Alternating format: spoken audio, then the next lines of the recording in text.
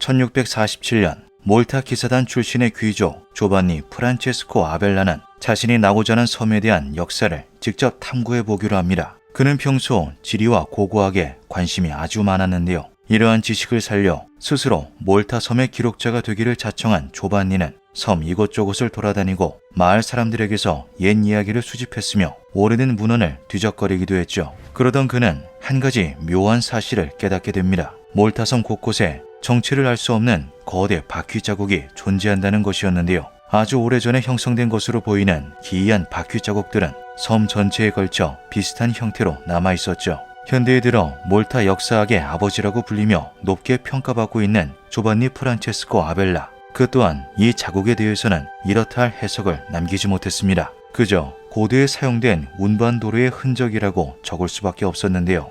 이것이 바로 현재까지도 풀리지 않은 미스터리로 남아있는 카트러치의 최초 기록이었죠.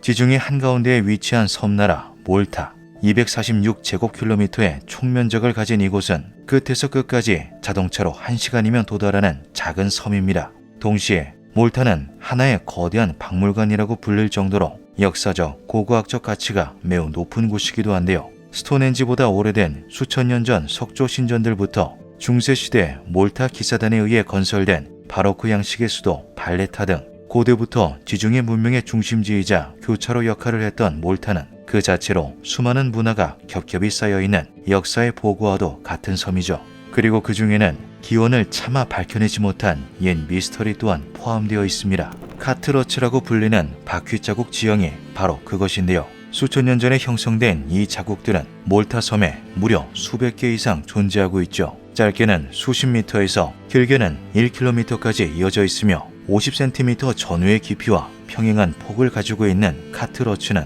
머나먼 옛날 무엇인가를 운송했던 흔적처럼 보입니다. 형성 시기는 최소 7을 잡아도 지금으로부터 4,500년 전, 조금 더 폭넓은 조사 방법을 통해서는 최대 8,000년 전의 것으로도 예측된다고 하는데요. 그저 고대인의 생활 흔적 혹은 특이한 자연 지형으로 보이는 카트러치가 지중해 최대의 미스터리로 남은 데에는 아주 놀랍고 충격적인 비밀들이 숨어있죠. 학자들은 카트러치가 자연적 풍화에 의한 흔적일 가능성을 우선적으로 살펴보았습니다. 그것이 물이나 바람 등의 침식작용으로 발생한 자연 지형일 것이라 생각한 건데요. 하지만 조사 결과 드러난 사실은 예상을 완전히 빗나갔죠.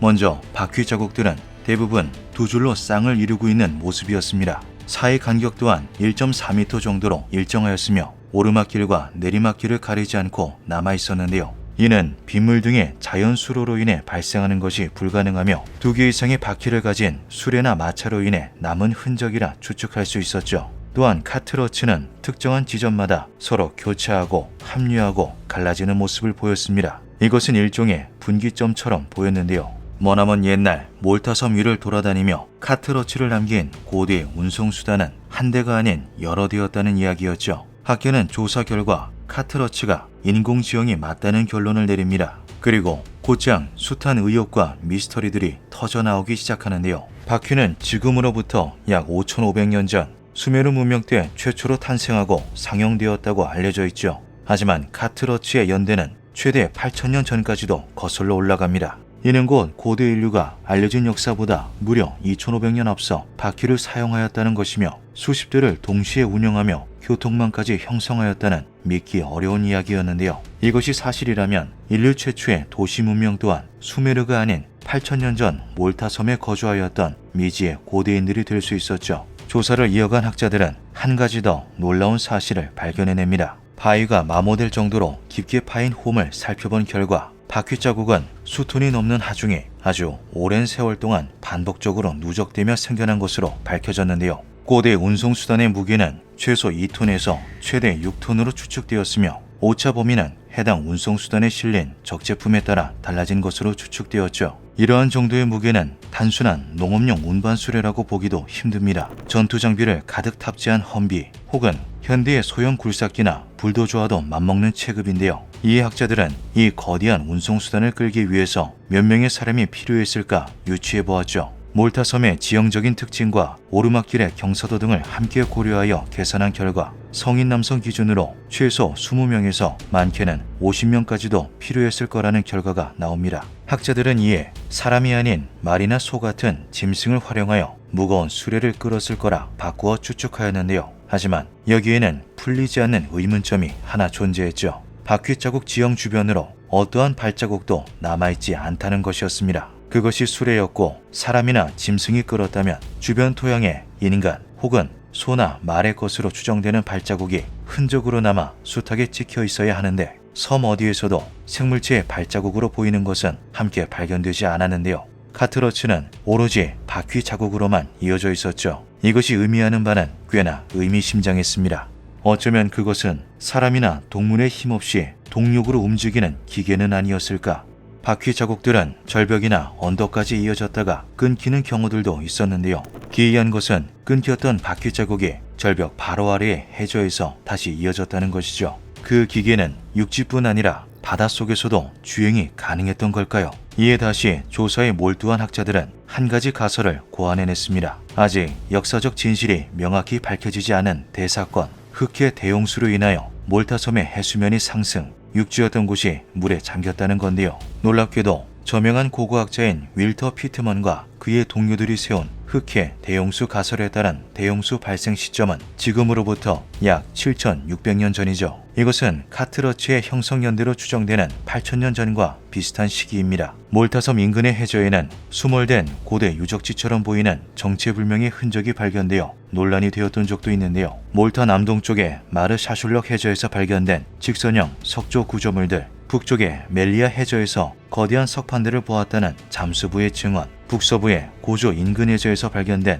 계단 형태의 구조물까지 주류학계는 이 모든 것들이 그저 해안 침식으로 인해 발생한 자연 지형일 뿐이며 인공물처럼 보이는 것은 특징적인 외형으로 인한 착각이라고 말하였지만 아직 학술적인 조사가 미비해 현재까지도 명확히 해석되지 못하고 있는 곳들이죠. 이에 몰타섬의 카트러츠를 초고대 문명의 잔재라고 말하는 이들이 생겨나기 시작합니다. 이것은 단순히 몇몇 이들의 의견으로만 그치지 않았는데요. 러시아 국립과학연구센터의 소장인 알렉산더 콜티핀 박사 또한 카트러츠가 고도의 옛 문명에 의해 남은 흔적일 수 있다고 주장하였죠. 이 홈들은 자연적으로 만들어진 것이 아니며 무거운 전지형 차량에 의해 인위적으로 형성된 것으로 보입니다. 바퀴 달린 원시 차량들은 현대의 자동차들보다 크고 무거웠을 것입니다. 콜티핀 박사는 이러한 원시 차량을 제작한 문명 이전의 생명체들이 인간이 아닐 수도 있다고 발언해 논란이 되기도 했습니다. 그들이 먼 고대부터 8,000년 전후까지 군림해온 인류 이전의 지배종이었을 가능성이 있다는 건데요. 콜티핀 박사는 카트러츠의 생성연대가 수만 년을 더 거슬러 올라갈 수 있다고도 덧붙였죠. 카트러츠는 몰타섬에 전해져 내려오는 전설과 함께 이야기되기도 합니다. 몰타에는 세계에서 가장 오래된 석조 건축물이라 평가받는 간티아 신전이 존재하고 있는데요. 간티아는 몰타어로 거인을 뜻하죠. 먼 옛날 거인 여성 산수나는 섬의 원주민과 사랑에 빠져 그 결실을 맺고 아이를 출산하였다. 산수나와 원주민들은 아이의 탄생을 기념하기 위해 거대한 돌들을 운반해 쌓아 올렸다. 전설 속 등장하는 거대한 돌들을 운반한 길과 거대한 바퀴 자국 지형 카트러츠는 서로 간 긴밀하게 연결되어 있는 듯 보이기도 합니다. 거인 또한 콜티핀 박사의 가설을 토대로 해석하면 고대의 지배종이라 볼 수 있는데요. 하지만 학자들은 이러한 민간 전설과 카트러츠를 묶는 것은 과도한 비약이며 근거 없는 해석이라 일축하였죠. 그러나 이것은 비단 몰타 섬에만 국한되는 이야기가 아닙니다. 몰타뿐만 아니라 지중해 전반에 이러한 카트러츠와 거인 전설이 비슷한 형태로 남아있었던 건데요. 이탈리아의 사르데냐 섬에는 거인이 매일 밤마다 대양을 수레에 실어 이동시키는 과정에서 길고 깊은 바퀴 자국을 남겼다는 거인 수레길 전설과 그 자국이 남아있죠. 스페인의 마요르카 섬에도 비슷한 바퀴 자국이 남아있습니다. 섬의 원주민들은 이를 두고 폭풍의 신 타라니스가 거대한 수레를 끌고 다닌 흔적이라 말하고는 하는데요. 터키 아나톨리아 고원의 프리지아 계곡에 새겨진 바퀴 자국 또한 대지의 신 쿠말비가 거인을 시켜서 수레를 끈 길이라 전해지고 있죠. 이 바퀴 자국들은 몰타 섬의 카트러츠와 모양이나 패턴이 유사하여 동일한 수레가 아니냐는 의심을 받기도 했습니다. 또한 이들 섬과 지역은 모두 지중해와 맞닿아 있는데요. 몰타 섬, 사르데냐 섬, 마요르카 섬, 아나톨리아는 고대 해상 교역의 중심지 역할들을 했던 곳이죠. 이에 혹자는 모든 이야기들을 종합하여 머나먼 옛날 초고대 문명에 의해 지중해 전역에 걸쳐 무역 네트워크가 형성되었던 것은 아닐까 하는 흥미로운 가설을 세우기도 했습니다. 지금으로부터 8,000년 전 인류사에 기록되지 않은 미지의 초고대 문명이 지중해 어딘가에서 번성하였다. 그들은 고도의 기술력을 바탕으로 동력을 통해 움직이는 거대한 기계를 만들어냈다. 그렇게 나라를 넘어 횡단하면서 지중해 전역에 무역 네트워크를 형성한 그들은 운송기계를 타고 다니며 곳곳에 석조 도시 문명을 세우고 세력을 점차 확장시켜 나갔다. 하지만 400여 년 뒤 발생한 흑해 대홍수로 인해 무역의 중심지 역할을 하던 도시와 도로들이 그대로 수몰되고 말았다. 그렇게 이름 모를 그들은 찬란하지만 짧았던 전성기를 뒤로하고 흐르는 역사 속에 잠겨버리고 말았다. 과연 전 세계 곳곳에 남아있는 카트러츠는 어떤 원대한 비밀을 품고 있는 걸까요? 그저 오랜 침식에 의한 특이한 자연지형일 뿐일까요? 어쩌면 머나먼 고대에 건설된 전지구적 무역 네트워크의 흔적은 아닐까요? 우리는 이 세상의 창조 역사 이전에 고도로 발달된 문명이 존재했을 수도 있다는 가능성을 봐야 합니다. 그것이 기존의 이론들을 모두 뒤엎는다고 해도요. 우리는 훨씬 더 이전의 과거에 대해 끊임없이 가설을 제기하고 놀라운 가능성들을 진지하게 고려해야 합니다. 기묘한 밤이었습니다.